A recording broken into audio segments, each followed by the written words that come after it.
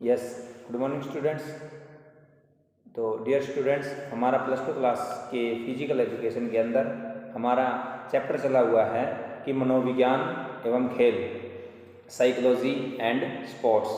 तो इसके अंदर हमने लास्ट टॉपिक में किया था कि जो व्यक्तित्व पर्सनैलिटी आपकी वो किस प्रकार की होती है।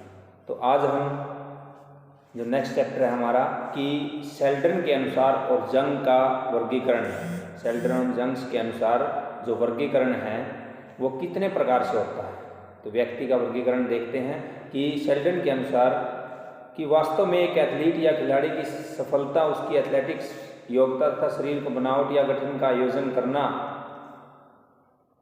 एक एथलीट है या खिलाड़ी की जो सफलता है उसका एक संगठित या उसकी बनावट का संयोजन करना ही व्यक्तित्व कहलाता है। और इसने जो शेल्डन है इसने जो व्यक्ति के वर्गीकरण 3 प्रकार के बताए गए हैं कि हमारा जो शरीर है 3 प्रकार का होता है कि एंडोमॉर्फी, मेसोमॉर्फी और एक्टोमॉर्फी।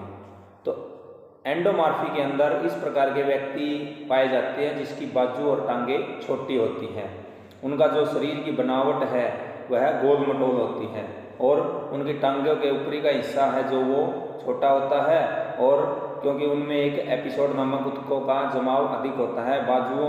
बाजुएं हमारी उसकी है जो अधिक लंबी होती है, अपनी बॉडी से थोड़ी सी उनकी लंबाई ज़्यादा होती है। उनके लिए शरीर के भार को कम करना अत्यंत जटिल कार्य है। उनका शरीर काफ़ी कोमल होता है, उनकी मांसपेशियां अविकसित होती है, उनकी वसा का भंडारण करने की उच्च अक्षमता होती है और वे आसानी पूर्वक मोटे या स्थूल हो जाते हैं। यानी जो एंडोमॉर्फी है कि जो एक गठीले शरीर के होते हैं, जो उनकी हाइट है बिल्कुल छोटी, बाजुएं हैं जो अपने शरीर से थोड़ी सी लंबी होती हैं।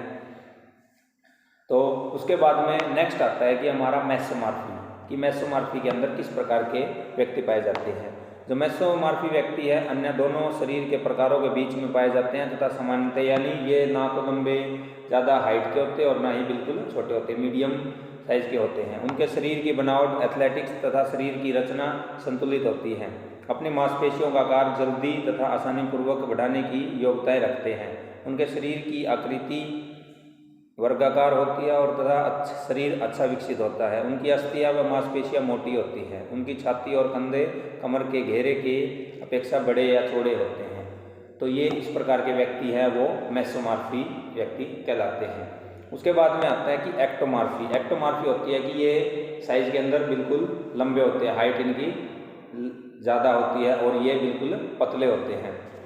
तो ऐसे व्यक्ति जिनकी शरीर मेटामॉर्फी स्लिम व्यक्ति के रूप में जाना जाता है क्योंकि उनके अंग तथा मांसपेशियां काफ़ी लंबी होती है, उनके शरीर का ढांचा कमजोर होता है तथा भार का बढ़ाने में प्रायः कठिनाइयों का सामना करना पड़ता है। उनकी छाती चपटी होती है, बिल्कुल स्पाट होती है तथा मांसपेशियां कम होती है। कम मांसपेशियों के कारण यह अभ्यास होता है कि जिसमें वास्तव में उनमें ऊंचाई है, तो इससे अधिक ऊंचे प्रतीत होते हैं। तो इसने बोला है कि इस प्रकार के व्यक्ति बिल्कुल पतले होते हैं और लंबाई में बिल्कुल ज़्यादा लंबे होते हैं। और उसके बाद में आता है कि जंग, ये था हमारा शेल्डन के अनुसार कि व्यक्ति का 3 प्रकार का वर्गीकरण किया है। एंडोमॉर्फी की छोटे कद के व्यक्ति, और मेसोमॉर्फी मीडियम साइज के, और जो एक्टोमॉर्फी है वो लंबाई पूरी लंबे व्यक्ति। तो जंग के अनुसार भी कुछ वर्गीकरण किया गया है कि इसके अंदर अंतर्मुखी और बाहुमुखी तथा उन्मुखी 3 भागों में बांटा गया है। तो सबसे पहले आता है अंतर्मुखी।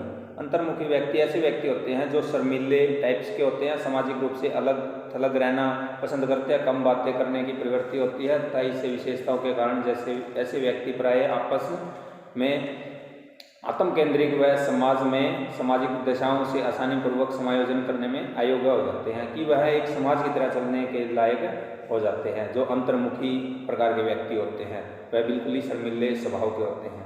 और बहुमुखी है कि इस प्रकार के व्यक्ति मित्रतापूर्वक, मिलनसार, बातूनी तथा सामाजिक प्रवृत्ति के होते हैं, कि वह सबसे ज़्यादा बातूनी होते हैं, यानी बातें ज़्यादा करते हैं, प्रायः सामाजिक संपर्कों का पसंद करते हैं। ये उदार, सहायक व साहसी अक्षर होते हैं।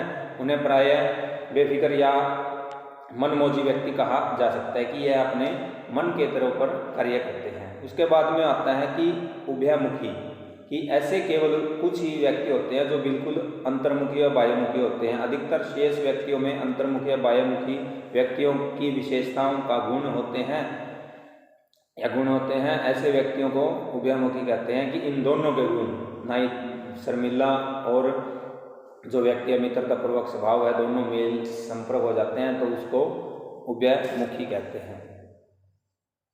तो इसके बाद में इसके 5 बड़े सिद्धांत बताए गए हैं व्यक्तित्व के, पर्सनैलिटी के, कि बिग 5 पर्सनैलिटी की एक खुलापन किस प्रकार महसूस करते हैं, ईमानदारी या कर्तव्यनिष्ठ होते हैं, बहुमुखीता होते हैं, सहमता होती है और मनोविषुवता होती है।